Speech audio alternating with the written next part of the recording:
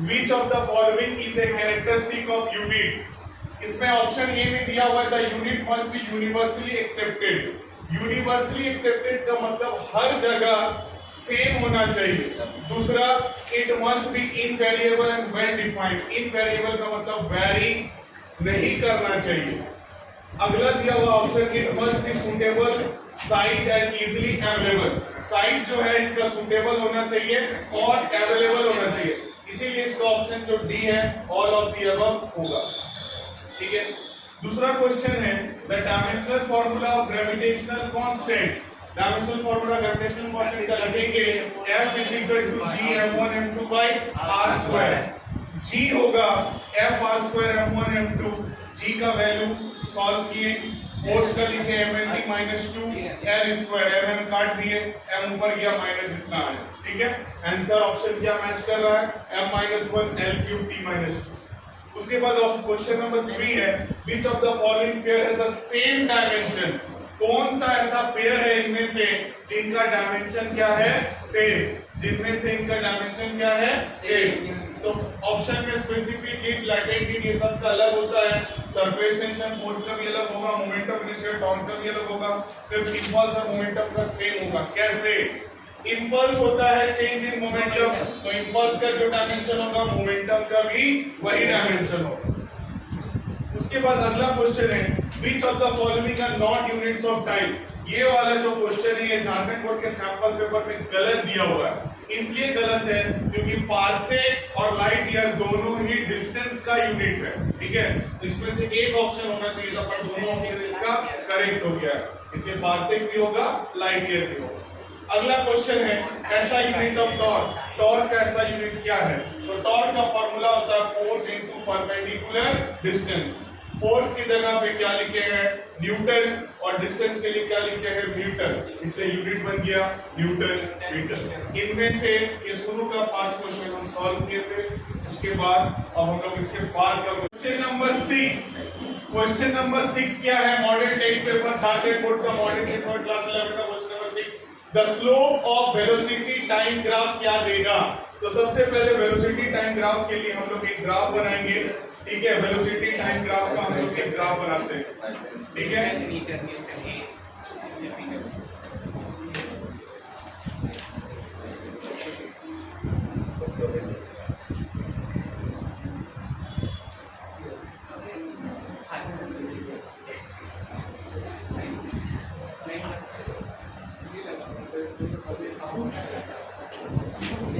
Velocity time graph का हम लोग ग्राफ बना रहे हैं। ठीक है। सबसे पहले वेलोसिटी टाइम ग्राफ का ग्राफ बनाते हैं। ठीक है। हम लोगों को क्वेश्चन में पूछा गया है कि स्लोप क्या देगा, स्लोप क्या देगा। ठीक है। देखिए ये मान लीजिए मेरा स्लोप आएगा यहाँ पे। ठीक है।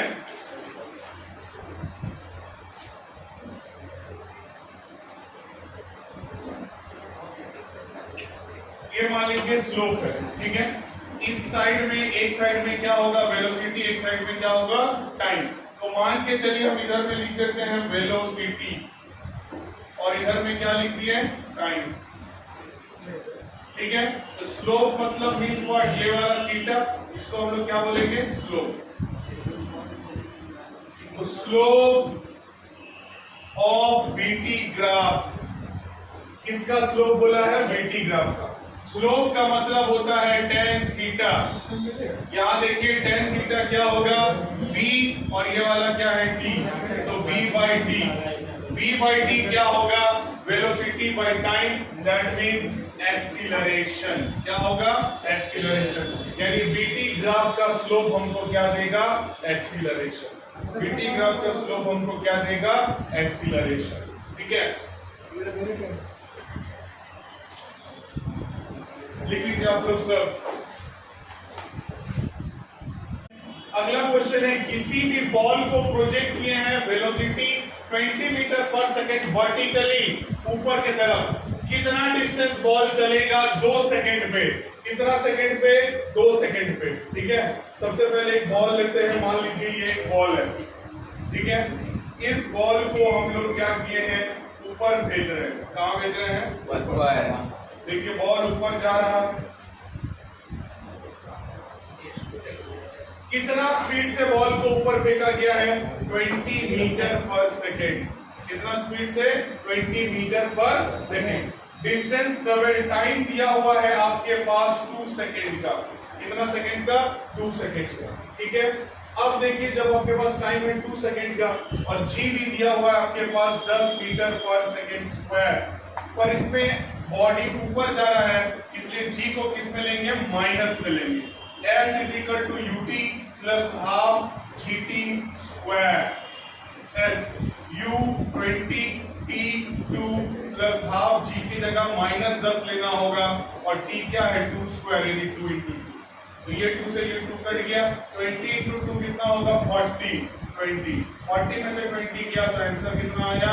20 मीटर। यानी आप लोगों का आंसर क्या आ गया? 20 मीटर, ऑप्शन ए। अगला क्वेश्चन की ओर बढ़ते हैं। अगला क्वेश्चन क्या है? एक्सीलरेशन जो है किस टाइप का फिजिकल क्वांटिटी है? ऑब्वियस है, वेक्टर है। क्यों? क्योंकि डायरेक्शन प्लस मैग्नीट्यूड बताएगा। डायरेक्शन भी बताएगा प्लस मैग्नीट्यूड भी बताएगा। Direction plus magnitude.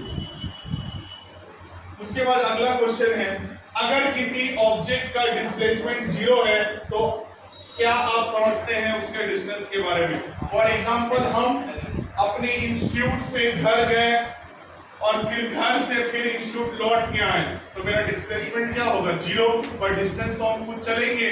या अगर हम अपने इंस्टीट्यूट में ही बैठे हुए हैं तो डिस्प्लेसमेंट भी 0, डिस्टेंस भी 0। इसलिए मेरा ऑप्शन जो होगा यहाँ पे डी होगा, क्योंकि नेगेटिव कभी डिस्टेंस हो नहीं सकता। 0 हो सकता अगर जहां पे वहीं रहेंगे तब। कैन नॉट बी 0, 0 भी मेनली नहीं होता, इसलिए ऑप्शन डी होगा। इट मे और मे नॉट बी 0। अगला क्वेश्चन देखिए, क्वेश्चन नंबर 10। ठीक है, क्वेश्चन नंबर 10 ये जो हम सॉल्व करवाए थे ये क्वेश्चन नंबर 7 था।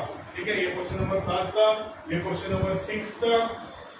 अब आता है बारी क्वेश्चन नंबर 10 का। क्वेश्चन नंबर 10 क्या है?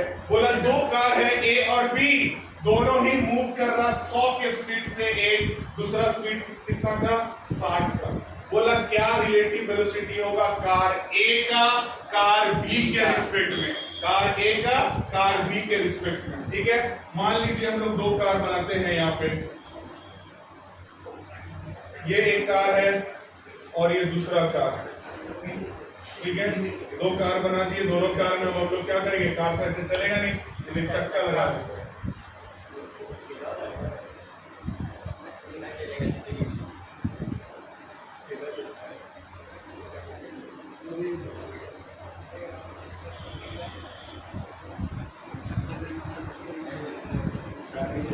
ठीक है, 2 कार, मान लीजिए ये कार ए है, ये कार बी है।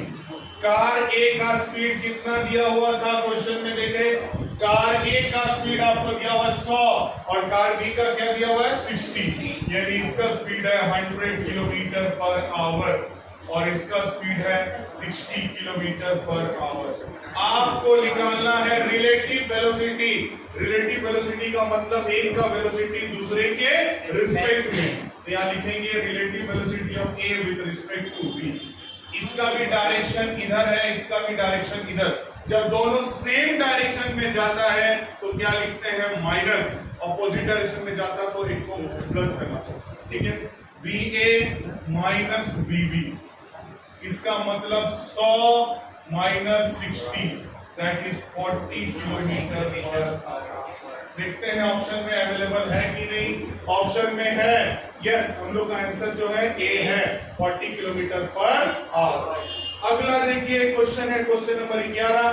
The rate of change of displacement is called displacement rate of change of displacement. Rate का मतलब होता है टाइम, तो डिस्प्लेसमेंट बाय टाइम क्या देगा? वेलोसिटी। डिस्प्लेसमेंट बाय टाइम क्या देगा आपको? वेलोसिटी। डिस्प्लेसमेंट बाय टाइम क्या देगा आपको? वेलोसिटी। अगला क्वेश्चन की ओर बढ़ते हैं। अगला क्वेश्चन देखिए आपका क्या है। अगला क्वेश्चन है analogue of mass in rotational motion. Analogue का मतलब उसके जैसा, तो यहाँ पे मास का एनालॉग जो है मोमेंट ऑफ इनर्शिया होगा। अगर फोर्स होता तो उसका बोल सकते थे टॉर्क। यहाँ पे मास का एनालॉग कौन है? Moment of inertia. अगला क्वेश्चन बोला, दो ठो गोली चला एक जगह से, 2 bullets are fired simultaneously horizontally, अलग अलग स्पीड से, अलग अलग स्पीड से एक ही जगह से, कौन सा बुलेट हिट करेगा ग्राउंड को पहले? कौन सा बुलेट हिट करेगा ग्राउंड को पहले? देखिए स्लोअर वन वेलोसिटी का तो यहाँ अलग अलग स्पीड है, फास्टर वन है, बोथ विल रीच साइमल्टेनियसली। यहाँ पे होगा मास के ऊपर डिपेंड करेगा, किसके ऊपर? मास के ऊपर। किसके ऊपर? जिसका मास ज्यादा होगा वो पहले जाएगा, जिसका मास कम होगा वो बाद में जाएगा। हॉरिजॉन्टली अगर वर्टिकली फेंका जाता तो फिर कॉन्सेप्ट कुछ और होगा। ठीक है, चलिए अब आप लोग बोला, अगर आप किसी बस में सडनली टेक से टर्न, आप बस में बैठे हुए हैं और बस टर्न लेता है तो बाहर की तरफ फेंका जाते हैं, वो कब होता है? इनर्शिया के कारण। आप लोग जानते हैं कब होगा? इनर्शिया, जिसको तुम लोग हिंदी में जड़ वो बोलता है। ठीक है, एक्सीलरेशन ऑफ मोशन में नहीं होगा, स्पीड ऑफ मोशन में नहीं होगा, बोथ बीएमसी भी नहीं होगा। ठीक है, अगला देखिए इसमें क्या है। अगला आपका है कि एक आदमी है जो ओपन कार में बैठा हुआ। ओपन कार का मतलब ऐसा कार जो खुला हुआ है, जैसे मान लो कार की जगह ट्रक मान लो, ट्रक के ऊपर तुम बैठा हुआ है, ट्रक के ऊपर तुम बैठा हुआ है, कांस्टेंट वेलोसिटी से जा रहा है, एक तो बॉल है ऊपर की तरफ फेंक दिया, तो जब ऊपर में फेंका तो बॉल कहाँ आएगा? गाड़ी से बाहर चला जाएगा। ठीक है, गाड़ी जो आदमी फेंका उसके आगे आएगा, car side of the person में गिर जाएगा या एग्जैक्टली उसके हाथ में आएगा। याद रखना, जब बॉडी को फेंकेंगे, जितना बॉडी से ट्रक चल रहा है ठीक उतना ही स्पीड से बॉल ऊपर जाएगा, इसलिए आपके हाथ में ही आके गिरेगा। आप फेंकिएगा, आप जाइएगा, कुछ देर के बाद आपके हाथ में ही गिरेगा। ठीक है, अगला क्वेश्चन क्या है? एक फोर्स है 5 न्यूटन का जो एक्ट कर रहा है बॉडी जिसका मास है 1 kg। एक्सीलरेशन क्या होगा? ये तो बहुत ही आसान क्वेश्चन है। Force is equal to mass into acceleration. Force is equal to mass into acceleration. Force क्या है? 5, मास 1, एक्सीलरेशन निकालिए। ए का वैल्यू आया 5 मीटर पर सेकेंड स्क्वायर। लिख लीजिए कितना आया? 5 मीटर पर सेकेंड स्क्वायर। ठीक है, और आखिरी क्वेश्चन है आज के लिए। क्या है क्वेश्चन? कौन सा सेल्फ एडजस्टिंग फोर्स है? तो याद रखिएगा स्टैटिक फ्रिक्शन। स्टैटिक फ्रिक्शन एकमात्र ऐसा है जो सेल्फ एडजस्टिंग फ्रिक्शन है। कौन सा फ्रिक्शन? Self adjusting friction. बस आज के लिए यहीं तक रहेगा, फिर अगला क्लास में पढ़ेंगे।